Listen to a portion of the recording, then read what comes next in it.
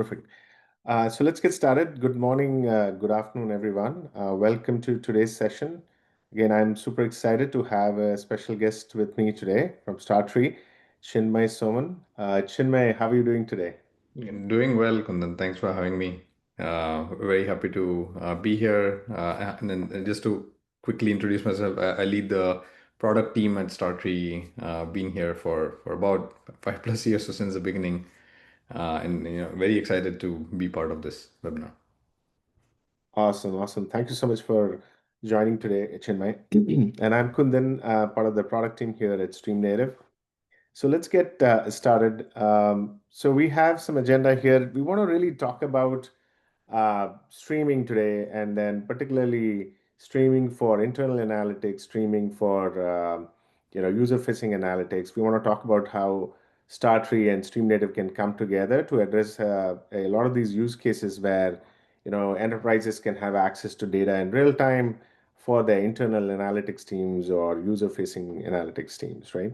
So, and then we also have a demo. We want to quickly give you a simple demo to give you a sense of what that entire experience might look like in terms of integration or trying out a specific use case, right? So with that, let's get started. So Chinmay, let me hand it over to you. It'll be helpful for our audience to know a little bit about real-time analytics and your thoughts on it, if you can get started with it. Yeah. Sure, yeah, happy to.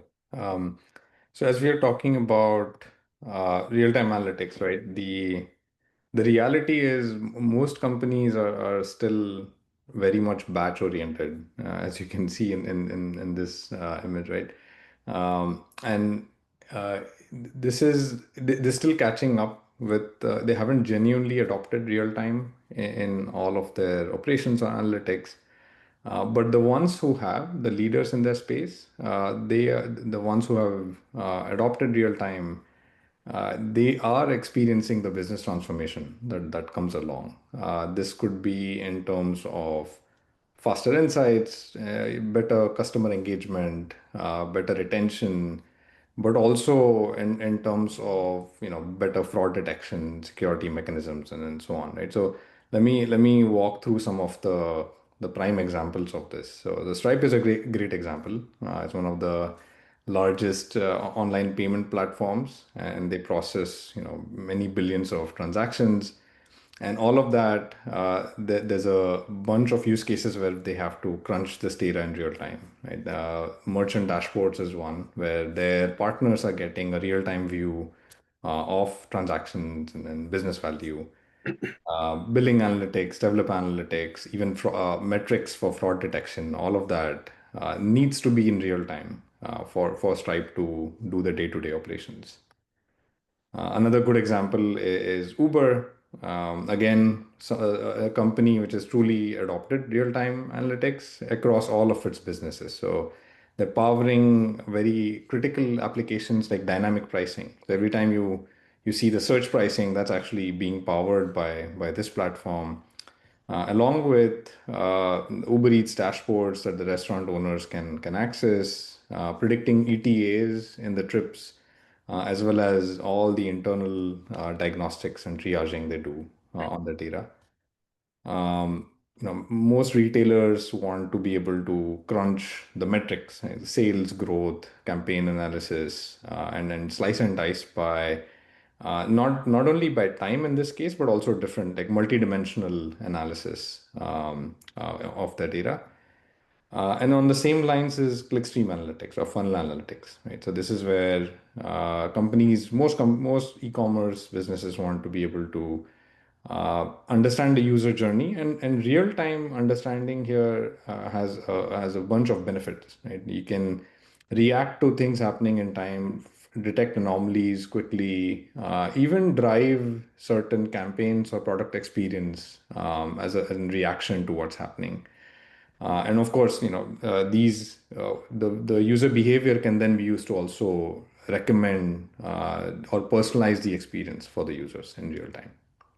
And so all of these examples are pretty common in the industry. And if you look at what does it take to build these powerful applications, right? The stack more or less looks like this. So you have The data is being generated from either your end devices or your mobile applications or point of sale systems.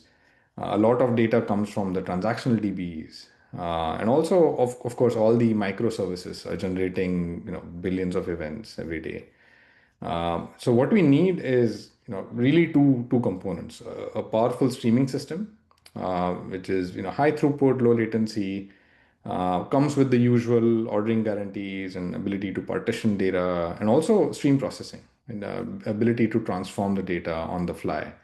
That's a key requirement.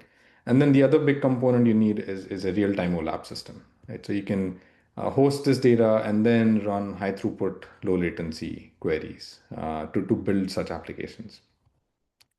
Of course, in today's webinar, we're going to see how we can do this together using StreamNative as the streaming infrastructure, and then StarTree and Pinot as the real-time OLAP infrastructure. So let me hand it back to you, Kundan, to tell us more about what is the stream native capabilities in this case, and what's the latest in your space. Got it. Got it. Thanks so much, Chinmay. Thanks for setting the context there. So just continuing the conversation in terms of the building blocks for the streaming platform and the real-time streaming and analytics platform, one of the components, as Chinmay mentioned, is we need a solid streaming capability, right? So I want to talk a little bit about StreamNative for the folks who are not familiar with our platform. StreamNative is a company created by the founders of Apache Pulsar. So our platform basically supports the core infrastructure is based on Apache Pulsar, and we offer managed services for that. But we also offer support for Kafka via Kafka compatibility, right? We support connectors from both Kafka Connect and Pulsar IO, which is a framework for building connectors with Pulsar. You can choose either of these connectors to build the pipelines within StreamNative platform. You can write custom code to read and write data in and out of StreamNative platform, both in Pulsar libraries or Kafka client libraries, right? We have various language runtimes supported. We also natively support integration with lakehouses, like, being able to write topics data as iceberg tables or Delta Lake tables in, either Unity Catalog or Snowflake Open Catalog or Apache Polaris, right? Or Amazon S3 tables. So we support all that out of the box. We support various types of processing engines to process the data which comes into StreamNative Cloud.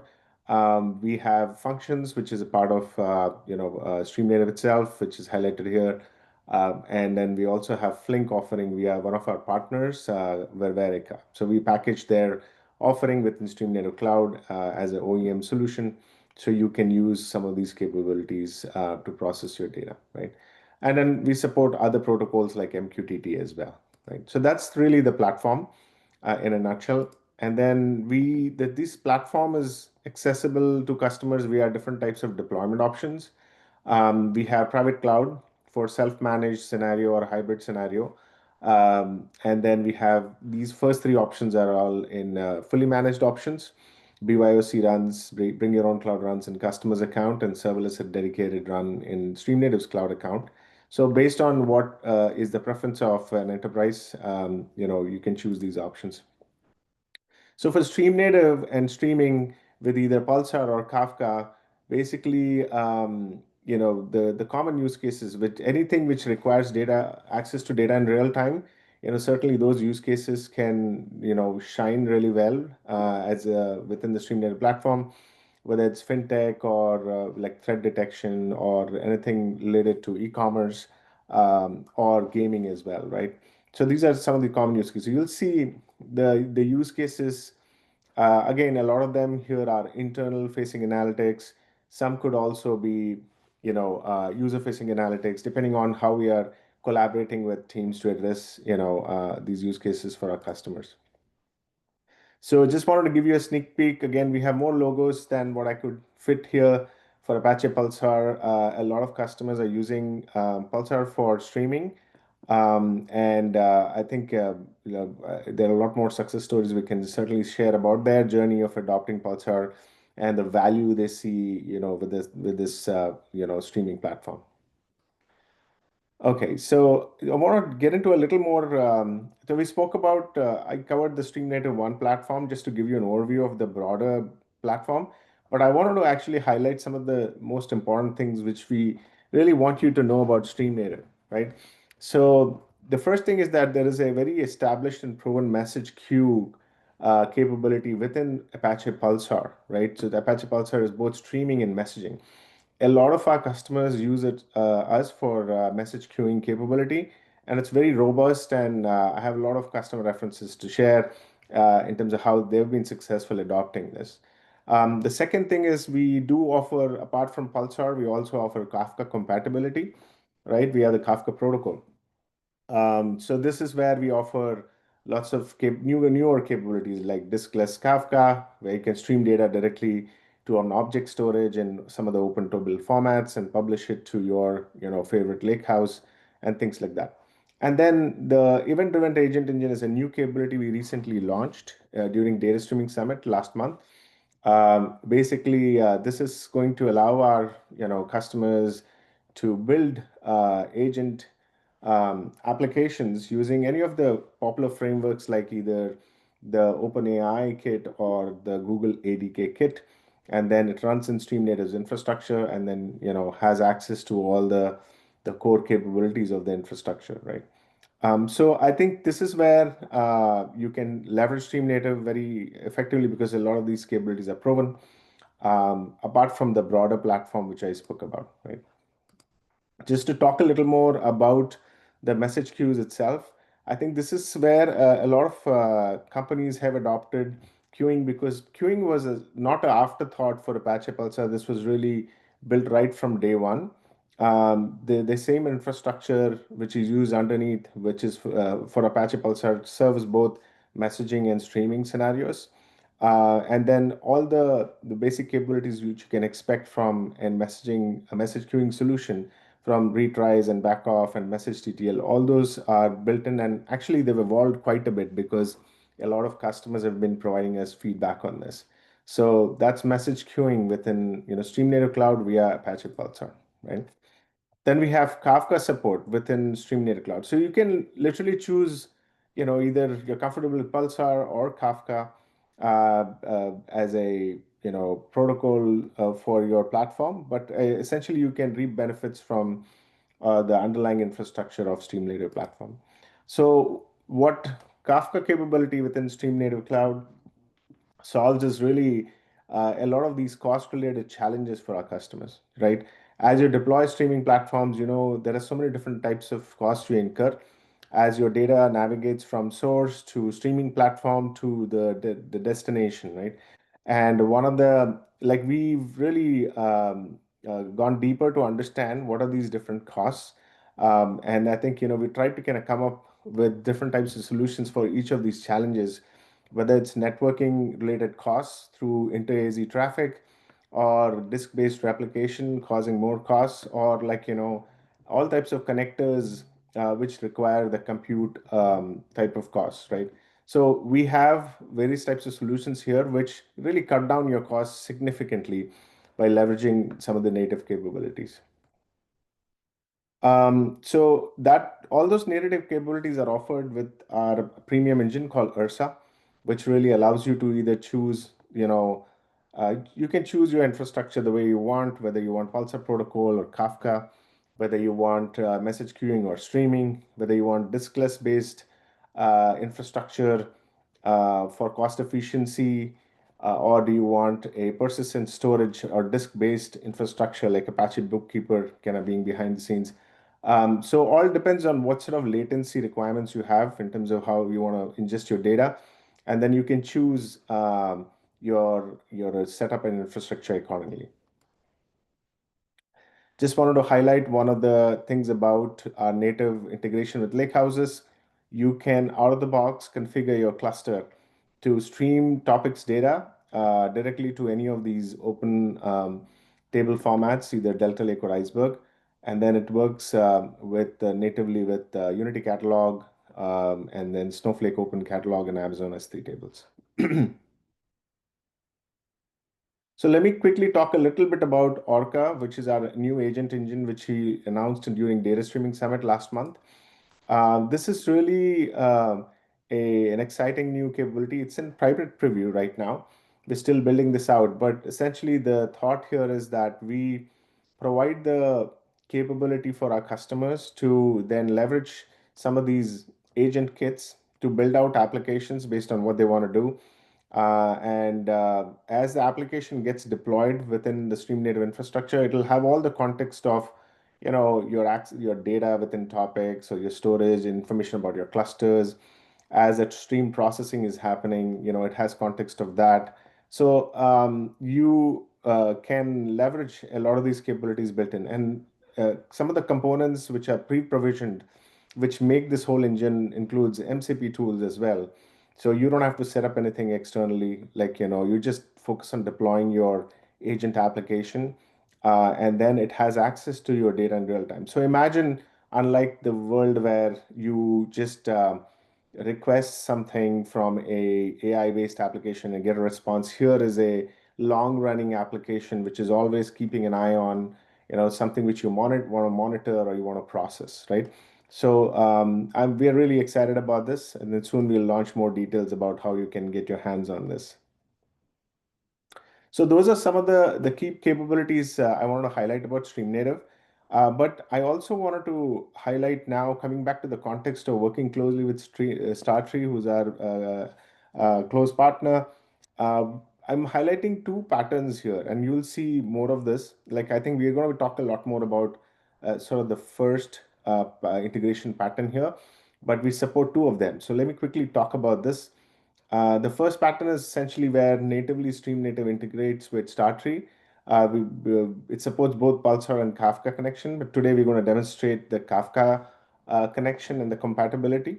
So essentially, StarTree has the ability to connect to StreamNative via a Kafka connection and pull all the topics data as and when it arrives within StreamNative Cloud, right? And then it then further processes, and then you'll hear more from Chinmay about how we approach this. So you'll see this in the demo, the first pattern. There's also the second pattern where essentially StreamNative can, write all the topics data to a storage bucket in open table format, and then StarTree can create a connection to that storage, like basically the delta tables, and soon with the iceberg as well, and then essentially query that as well. So there are different patterns depending on which team is actually, what type of use case you're driving here, right? Sounds good. I'm going to move on. And Chinmay, feel free to cover the second pattern as you cover your details as well, right? Sure thing. Um, Okay, perfect. So with that, let me hand it over to Chinmay to cover the second building block of the streaming platform, the real-time analytics. Chinmay, over to you. Awesome. Thanks, Kundan. Yeah, and by the way, Ursa is fascinating, right? The paper is awesome, especially the no inter-AZ cost and the direct access, the brokerless access. I think that's definitely an innovation. Very excited to see that. All Absolutely. right. So we'll get to the demo soon, which is probably the most exciting part of this webinar. But let me quickly touch upon the core capabilities. So we heard about StreamNative and then Pulsar. Let me also quickly touch upon Pinot and then StarTree. Right? So Apache Pinot, for the uninitiated, it's a distributed columnar storage used for ingesting from various data sources, streaming, batch, or SQL, and then making this data available for querying in real time. And as you saw, some of the sample use cases where Pinot's involved, it does target, user-facing analytics is our sort of core, is the key segment for Apache Pinot, where you have very high QPS. We're talking about tens of thousands of QPS on a single table with sub-second latencies, right? That's the key challenge Pinot was designed to solve, but it's also powering anomaly detection, metrics analysis, and so on. It is SQL compliant. So we currently have a SSB compatible test suite. And our North Star is to actually get to PostgreSQL compliant. But it is using SQL as a key language. And then, as I mentioned, the power of Pinot really comes from of course, the columnar storage, but also the various indexing capabilities. So there's various kinds of indexes you can apply dynamically on any of the columns. This includes, the JSON index or text index or a materialized view called StarTree index. And this is what gives it ability to do very high concurrent queries with low latency with a high degree of freshness. So events are queryable as soon as they're ingested from the upstream. This was originally it was deployed in LinkedIn. It At that time it replaced an equivalent Elasticsearch based infrastructure. There was 1,000 nodes of Elastic, which was brought down to simply 75 nodes of Pinot. And this is where you can see things that it's built to solve is analytical queries at scale. Right? Some of the other production numbers that we have seen, Stripe is another big user. The petabyte plus data stored in Pinot with very high QPS, or 20,000, and actually it's now closer to 30,000 queries per second. And the P50 actually is less than 25 milliseconds, which is very impressive. Uber also, as I mentioned, big adopter of Pinot, lots of data, lots of queries. And this we see across the board, right? So it's not limited to one vertical. We do see industries across retail, fintech, food and logistics, e-commerce, and so on. Pinot is getting pretty popular in all of these verticals. So StarTree is built with Apache Pinot as its core. It's a cloud native, fully managed solution for Pinot. Similar to what you saw with StreamNative, it does come with different deployment models, a classic SaaS model or bring your own cloud model, and a recent one that we're announcing is called Bring Your Own Kubernetes. This is popular with banks and fintech segment where they don't the permissions are so restrictive that this is almost becomes like an on-prem deployment model. Um, StarTree comes with various differentiators on top of Pinot as well as other competitors. Across really, develop how to make developers more productive, best-in-class performance in terms of query concurrency and latency. Cost efficiency is a big deal, and I'll talk about a few things that help drive down the infra cost of real-time analytics, and of course, enterprise-ready product, right? So one big thing we announced recently is a remote iceberg table. So in previously you people were able to ingest data from say Delta Lake or Iceberg and then put it into Pinot. So there was a data copy involved before you can query it. With this new feature, we can keep the data in Iceberg. So let's say you have a stream native topic that is filling an Iceberg table. Now you can query it directly without any ingestion happening in the middle, which is very useful for time to value and of course cost efficiency because there's no duplicating data here.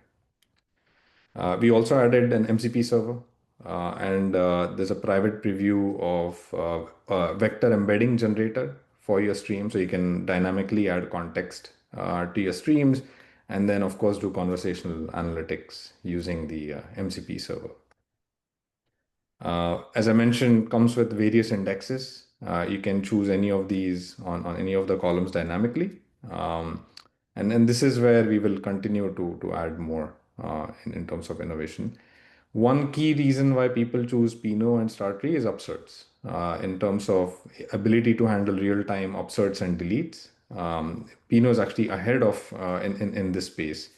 And with StarTree, what we have seen is it also helps drive down the infra cost because the vanilla Pinot stores all the metadata and memory, which can get expensive. But with StarTree, we are keeping it off heap and persistent, which implies much less infra footprint. And finally, this is enterprise ready, so comes with the industry standard authentication, authorization, compliance, and so on, right? So with that in mind, what we are going to now show is, how do these systems integrate with a classic use case, going back to our Clickstream or funnel analytics. This is the setup, right? So we're going to Kundan will showcase, how we can easily capture Clickstream events in StreamNative, and what all management capabilities exist there. We can then ingest this data in a StarTree workspace and then query it using superset. So it's a pretty simple demo, but powerful enough to showcase the key capabilities. Right, over to you, Kundan. Got it. Awesome. Thank you, Chinmay. So I'm going to get started with the first block here.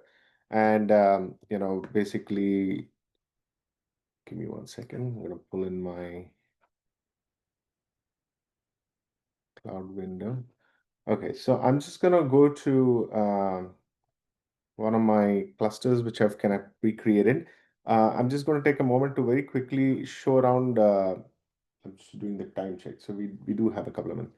Um, so typically you would come into StreamNative Cloud, and then this is where you can create these different types of clusters and different type by choosing with different types of deployment options, right? I have actually used serverless cluster for this one, and I'm just quickly going to go to the one which already exists here. So within this cluster right now, what I'm going to do, as I was showing, Chinmay was showing in that flow, I'm going to populate clickstream data. And for that, I just am using a simple, Kafka producer. I'm going to start running this because that way it'll start populating data in real time. These are all different types of user-generated events and clicks, which are going to show up just in a bit. So all that data starts showing up here within the cluster. So this is the dashboard, and typically if you go just to the overview section, this is where you'll find all the URLs, whether it's a Pulsar. Again, depending on how you want to, what protocol you want to use from the infrastructure, you'll find all the access points here. Like I'm using the Kafka service URL here to actually, this is what we'll be using essentially to integrate with StarTree. I'm just highlighting some of those things. And then let me just go to the cluster itself. What you'll notice, sorry, the Apache Pulsar has basically got the concept of multi-tenancy. So you will have cluster, tenant, and namespace. So you can choose your right tenant and namespace. And then once you go to the topics here, this is where essentially all the data is coming up as uh, it is getting ingested right into StreamNative Cloud. Ideally, this data can come from anywhere, whether it's like you can, have different custom applications producing this data, or other type of packaged applications, or coming from devices, as you said, right? As Chinmay was talking about it. Here, I'm just simulating that using a custom producer. Again, connectors can push in this data, or custom applications can, push this data into StreamNative Cloud. There are different options. So here, this is essentially where all the data is coming up, right? Now, I wanted to, because it's a really short demo, this is all I wanted to cover within StreamNative Cloud. What I've shown you is a serverless cluster. What I've shown you is the access points for Kafka, server broker. And then this is the topic where all the data is coming up. So now we'll switch to basically the second block, which is like StarTree. And Chinmay is going to show how to connect to StreamNative from StarTree and pull that data, and then continue building that pipeline, right? So Chinmay, are you going to share your screen? Oh, you're on mute, I think. Yes, yeah. Let me. I'll start sharing my screen now. Okay.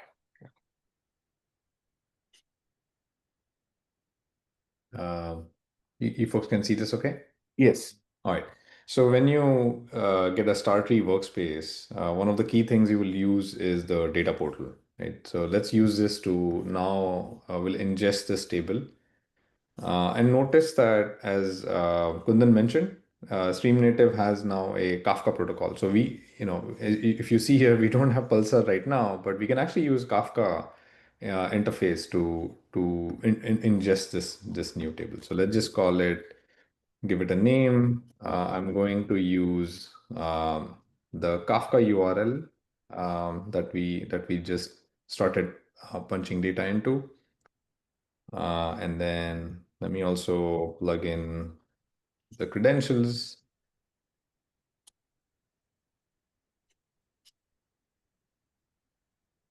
All right. And I'm going to obviously pick the same topic. This is where we are producing events live, and you will see how those events change here. So one key thing we do is the schema inference. So just by saying JSON, we can infer the schema in the source topic and just automatically create the corresponding Pinot schema, right? So this is already showing you a preview of what is being produced in that producer, right?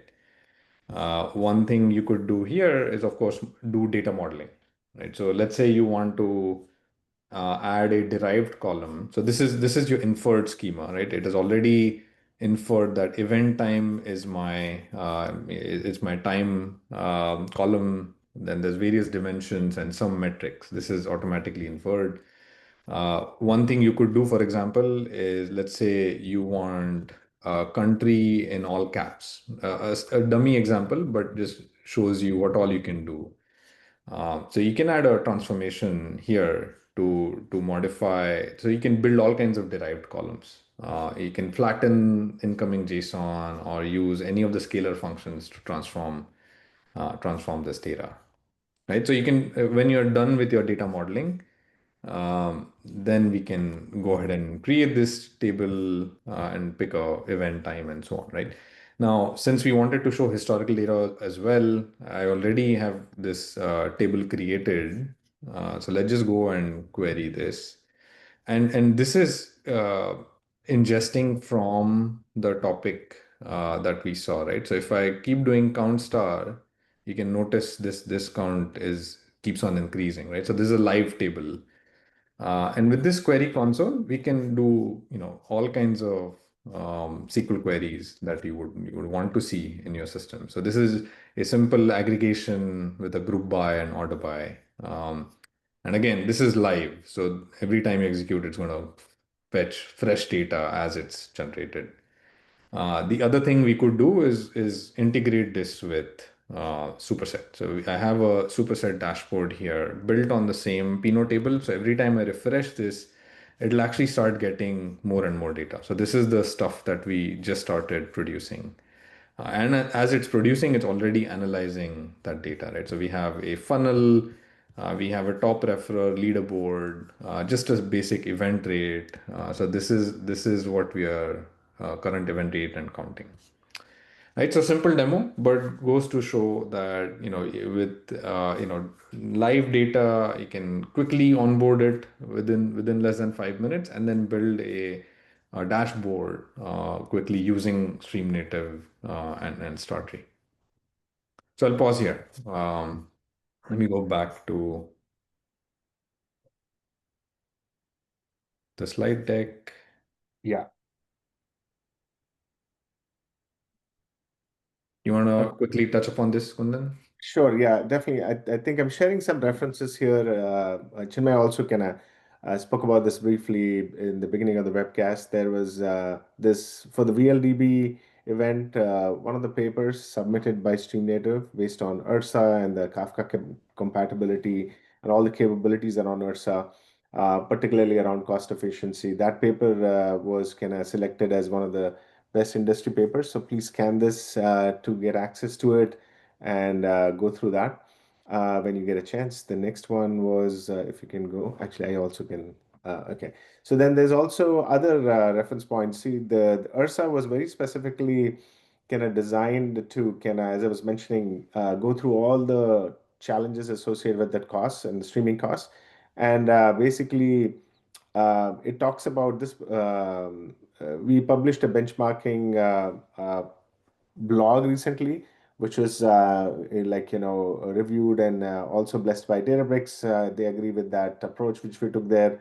It talks a lot more about the value it brings in terms of bringing down the cost, the infrastructure cost for streaming. So please go through that as well. If you can go to the next one. Yeah, so I think if you want to, for the folks who are new to StreamNative, feel free to sign up for a trial. You can get your hands on a lot of these features. You can book a demo as well with us if you want to, right? I think that's pretty much it. If you can go to the next slide. Yeah, so I think that's what we want to cover. I think we covered this pretty much in time. I can see if there's any questions here. I know one thing we can, while I'm looking for the questions, we only have a couple of minutes, so we'll quickly cover this. So, Chinmay, anything you want to share from your end? Like, and thanks, by the way, for sharing this today. This was really insightful. It was a simple demo, but I think we covered on some of the important use cases. But anything you want to share from your end about what are some of the other things which StarTree is working on? Anything you want to share? Yeah, I'll quickly re-emphasize the iceberg story, right? Like that's something that's completely new. We do see the combination of real time and iceberg, which that's where I think one of the key things is StarTree can integrate with both, right? So you have let's say you have your clickstream data, you have the 1 day of data sitting in your real-time system like StreamNative, and everything else is being archived in Iceberg. We are in a recent benchmark. We saw we could drive more than up to 1,000 QPS on both Iceberg and Kafka with some minimal caching enabled. But it goes to show that you could actually drive user-facing traffic directly on Iceberg without having to maintain complex ETLs or reverse ETL and having to duplicate the data. So that's one of the key innovations we have built, and that's actually the most exciting part for us in our journey. Awesome, Let awesome. me flip it back to you. So okay, again, the same similar question. So tell us new what's coming up. Anything you want to highlight? Sure, yeah, absolutely. I think the that we had a data streaming summit recently in end of September. So that was really exciting to see a lot of people in person. We announced a few different capabilities. I spoke about Orca, but one of the main things I wanted to touch upon is actually the whole story of Ursa. Right now, as we started the journey, like with Ursa and adding a lot of these capabilities of like a diskless Kafka or basically integration with lake houses, right? A lot of that was just getting rolled out in only a specific part of the deployment options, right?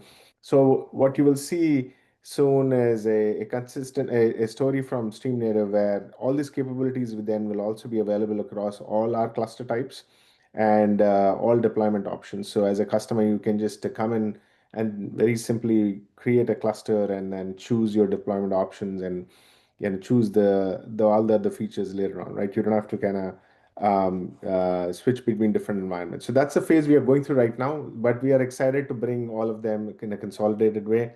The other thing I want to highlight is about Kafka, right? I know the folks who know us for StreamNative being a Pulsar company, but we also support Kafka equally. So what we did not cover in breadth today is Kafka capabilities. We just showed a connection to Kafka. We also support schema registry, which I think we were in a hurry to kind of wrap up this demo, so we didn't cover this. But ideally, yet that would be another scenario where can a StarTree can talk to our schema registry within StreamNative Cloud, right? So a lot of those capabilities are coming up like soon. Schema registry is already there in our BYOC offering, but I think soon it'll come to some of our other type of clusters and deployment options as well. So that's the journey we are working towards and excited about it. Yeah, Awesome. Yeah, cool. great. I think we are just on time now, just to keep the interest of time here. I want to make sure that I wrap this up in right at 9:41 because I know people have signed up for this and for a specific duration. But I would say again, it was really exciting, and I'm looking forward to collaborate more with you, Chinmay. I think if there are any such new use cases which come out, happy to kind of get on a really short call and chat about this. Like particularly the iceberg one is a good one, and to for us to explore. So I'm hoping the folks who joined today, thanks everyone for joining, and hope you found the session helpful. If there are any questions, definitely reach out to us. You can find us on LinkedIn as well. Yeah, thanks again, Chinmay, for joining today. Yeah, thanks for having me. Thanks, everyone. Take care. Thank you.